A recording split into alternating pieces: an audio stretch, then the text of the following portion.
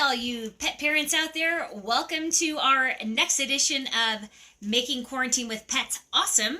And tonight I'm joined by several of our little ratty friends who are going to, we'll see how long they stick around. But I brought them on here to help you be distracted from some kind of bad news that we really ought to talk about, which is that, I don't know if you heard about the tiger at the Bronx Zoo that actually got sick. And his keeper had COVID-19. So that's the first time that we've really had evidence of transmission, unfortunately, from people into animals. So that's why I would just tell you, if you happen to unfortunately be one of those people that's sick at home, that's actually not feeling well, do make sure that you limit somewhat your interaction with your animals. I know you want to be cuddly with them and everything, but it's really actually not the best thing to do in case they might get sick as well. And on that note, because I am the one and only life coach for people with pets, I'm telling you guys to make sure you drink lots of water and take your vitamins. All of us need to be taking vitamins and drinking lots of water right now to make sure that we all stay healthy during this time of quarantine as much as we possibly can. Okay, so kind of got the bad news out of the way. So let's talk about some good things that we can do while we're here kind of stuck inside together, and fun things we can do with our pets. So hopefully you have been giving them 10 opportunities a day to reinforce what they're doing good, at least 3, hopefully 10.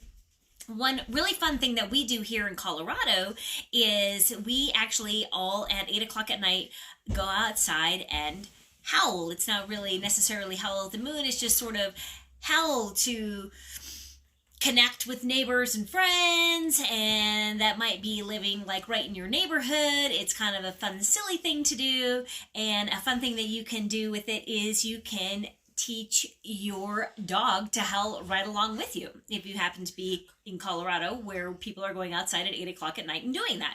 So the thing to keep in mind about getting your animals all fired up and excited is that for some dogs they might be kind of scared about it, and for other dogs they might actually be too excited about it. Okay, so keep in mind that with our animals, think about their energy level being somewhere between a scale of 1 to 10, right?